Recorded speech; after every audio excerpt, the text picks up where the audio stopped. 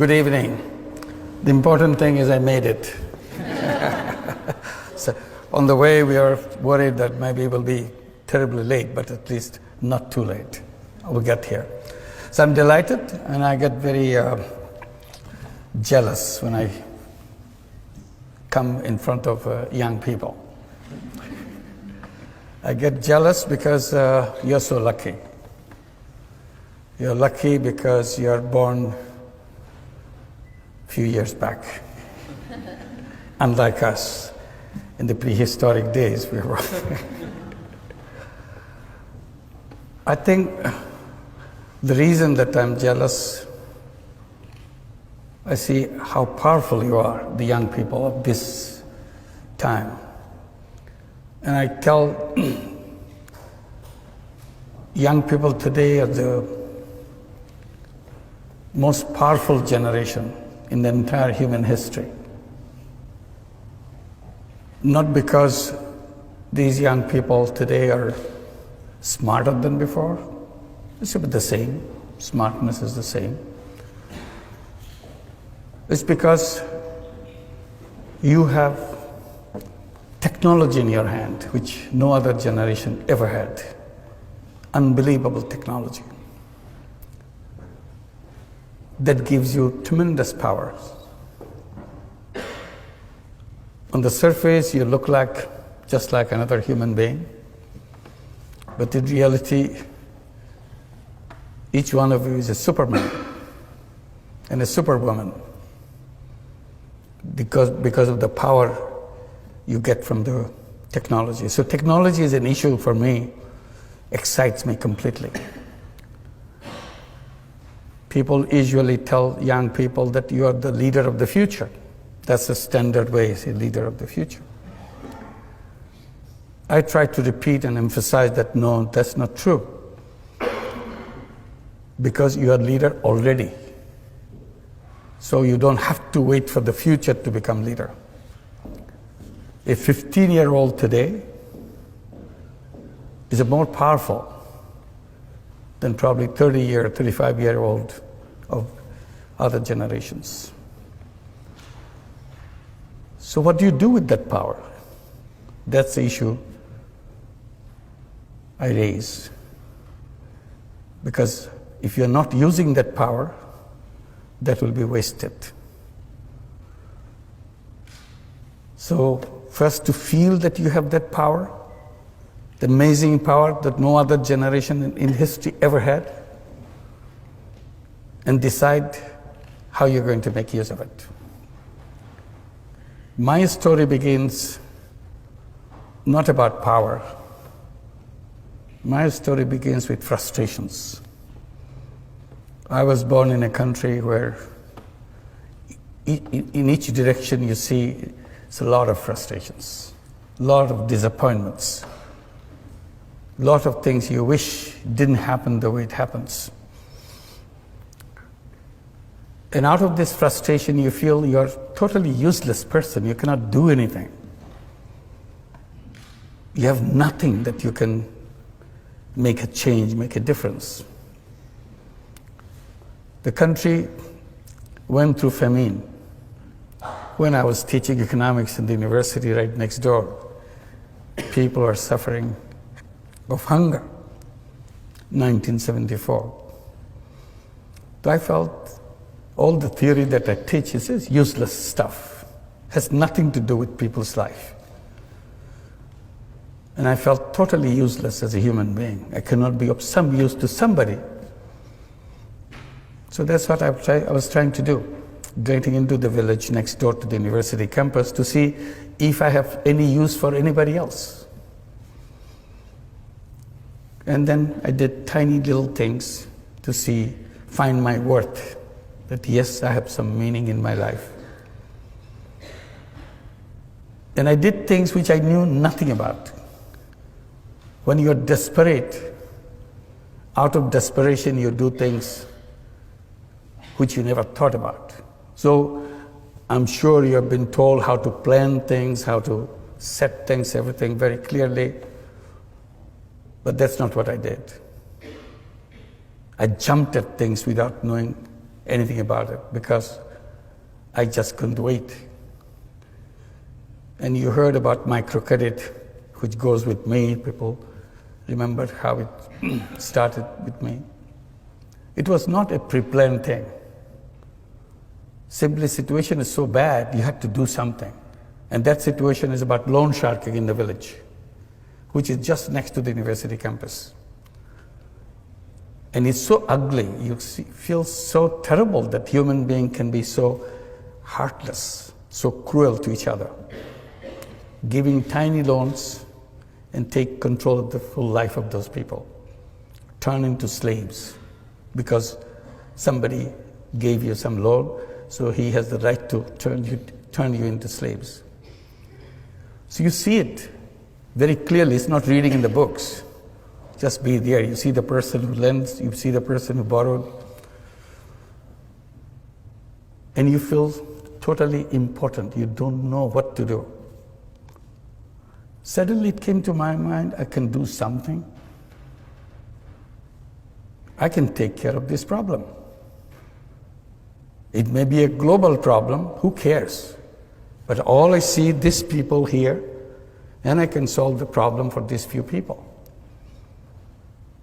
The idea is, why don't I lend the money myself? If I lend the money myself, then they don't have to go to the loan shark. And the problem is solved for these people. And that's exactly what I did. I started lending money from out of my pocket. It's not a planned thing, calculated thing. And that's the beginning of the whole story of lending money. Then the battle became with the banks. They will not open their door because I ran out of my money because it became so popular. Everybody wanted to borrow money. Who doesn't? And in the process, I exhausted all my money. So I thought, why don't I go to the bank and let them do this? They refused. So my struggle began. Convince banks, which I never could. Now it's about 38 years after I first began. I still couldn't convince the bankers. So now I look at the whole system, what we call economic structures, conceptual framework, and all that. And I feel how wrong they are. And that's again my complaint. We read about it, we study it, we take it so seriously. But I feel it's designed in such a wrong way. Because you look at the theoretical framework of the capitalist system, you immediately find out the misrepresented human being in the theory. In their theory, human being turned out to be a money chaser. All they do in their lifetime, chase money. It's a money-centric, profit-centric world. So the entire theory has been built on the selfishness of human being. I said, that's wrong. Human being is not all about selfishness. Human being is not one-dimensional being. Human beings are not money-making robots. That's not their identity. Theory has diminished human being, made into a small thing, a robot. But real human being is very big, way bigger than what the theoreticians imagine. It's a multi-dimensional being, not one-dimensional.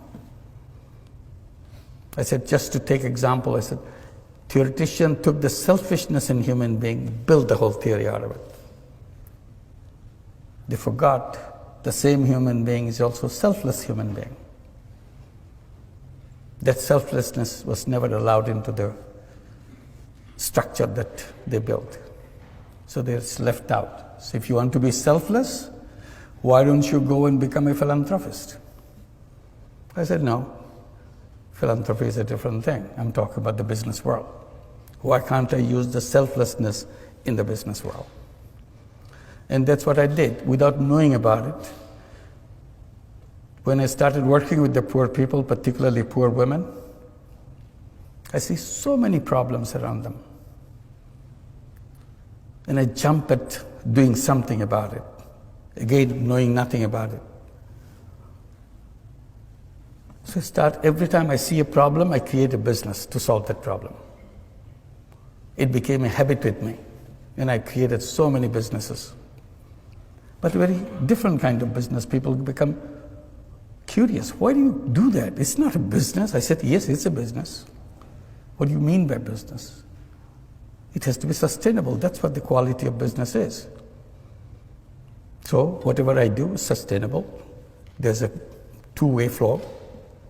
There are expenses, there are inflow, income, and so on. And I call them social business. That's the story that took turn. One is the microcredit part, and another is the social business part. And I created a lot of those social businesses. Then something happened when we are trying to get all the young people from Grameen families. We have 8.5 million families in Grameen, all poor families. We gave them all the encouragement to go to school because their parents are absolutely literate, all of them. We said illiteracy stops with their parents' generation. Second generation coming out in the Grameen families must be literate. We did everything possible to make sure it happens, and it happened. We sent them to school. We gave them scholarships. We gave them all kinds of encouragement, and then started giving education loans so that they can go to the higher education. As they start coming back from schools with higher education, they get very frustrated. Where's my job? There's no job in Bangladesh. Very difficult for a poor young man or a young woman to find a job. In the beginning, I have no answer to that question, where is my job? Then I turned the question into another question. The moment say, we don't have jobs, what do we do? And I said, who said you have to have a job? Did the school tell you that you have to have a job? Did your teacher tell you? Did your textbook tell you that you have to have a job? How did this idea of job got into your head? They get very puzzled. Aren't you supposed to have a job? I said, you are young people of this generation. You're lucky young people. Job is an old-fashioned idea. People who didn't know anything, they thought about the jobs. The real human beings don't run after jobs because it's an artificial thing. Job is an artificial thing.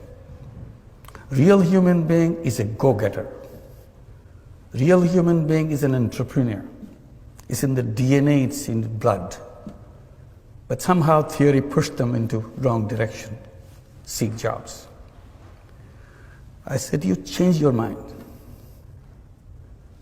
Tell yourself again and again, every time you get a chance, I'm not a job seeker, I'm a job creator. And be a job creator. Think like a job creator. Behave like a job creator. As a job seeker, you become small. You are at the mercy of somebody else. As a job giver, you are at the top. Why should you have a job? To start your life as a creative human being, full of energy, full of capacity, start at the very bottom. Nobody gives you a job at the top. It gives you at the bottom, no matter what it is. So all this energy, all this creative power is squeezed into tiny little thing to find a little job. Do the routine things. That's not the destiny of a young man, young woman. Young man and young woman should start at the top and use all the creative capacity and change the world. They get very puzzled. I don't have a job, he's making joke with me. So I said, it's not a problem. Look at your mother. 20 years back, 25 years back, even 30 years back, she took a loan from Grameen Bank, $30, $25. She was shaking like this. Couldn't believe that anybody could trust her with such an enormous amount of money. That's her life. She dared to take this money in her hand and start a business, raising chicken, raising vegetables, sewing clothes, whatever. That's what the 8.5 million women do in Grameen Bank and all the microcredit elsewhere. I said, what good is your education if you're not braver than your illiterate mother? She did it. Along the way you were born, she sent you to school, and you have all this education, and she's been doing it all the time in front of your eyes. You never noticed it. And you're going around to find a job somebody give you to do some minor thing. Is it befitting to you?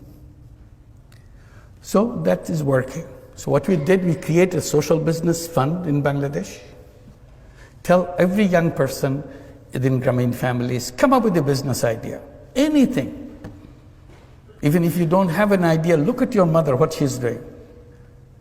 Take that idea, build it into 10 times, 50 times bigger. Because you have education, you have connections which your mother never had. She never left her village in her life. You have seen the world. And once you have the business idea, bring it to us. We become investor and partner with you, every one of you. So now the young people are coming, business proposals after business proposals. We call them new entrepreneurs. They build their own community, help each other. So again, why unemployment? Because it's our thought, not because of our ability. We are able people. An unemployed young person, think about an unemployed young person. Is something wrong with him? Is something wrong with her? No. He's a very creative person, dedicated, energetic person. Who makes him or her unutilized? The system that we build, our thinking process has made them. An unnoticed chain has bound him around and say, you are trashed, you are no good. Why am I not good? You have never tried me. I have no room for you. Who are you to provide room for me? I create my room. I create my own space in this planet. But we don't do that. We tell somehow we have to have a job. So the natural choice for every young person, every human being, would be to an entrepreneur. If somehow I'm not getting an opportunity for becoming an entrepreneur, for a while I can work for somebody, for a while. Because ultimately that's what I should be my own, and create the world for my own way. So my story is about this, about microcredit, which is not about just lending money. It's unleashing the capacity that every human being has. And the system denied them that right. Like banking system is close to more than half the population of the entire world. It works only for the rich. If you notice, most of the institutions that we build are designed to work for the rich. And then we blame the poor for being poor. I said poor are poor not because of anything wrong with them. You simply denied them the doors to open. I give the example of bonsai, little tree. I tell that, look at the bonsai. You take the best seed in the world, put it in a flower pot, and give all your love to it, let it grow. It grows only this big. And you ask the question, is something wrong with the seed? No, nothing wrong with the seed. Then why is it so tiny? Because we didn't give them the space to grow. There is no base on which to grow. I said, poor people are bonsai people. There's nothing wrong with your seed. Simply, we didn't create a society to give them the base on which to grow. And then we blame them for being so tiny, so poor. So natural human being has no reason to be poor person. Natural human being has no reason to be an unemployed person. We made it happen for them. That's my complaint. I bring it to you. As a new, powerful young people, you'll create a world where the word poor will not be necessary. And I keep saying that poverty should be in the museum, not in human society. In the museum to show our stupidity, how we punished human beings for no fault of their own. And you'll create a society where there will be no unemployment. The word unemployment will not be understood. People will not understand, what does it mean, unemployed? Why should anybody be unemployed?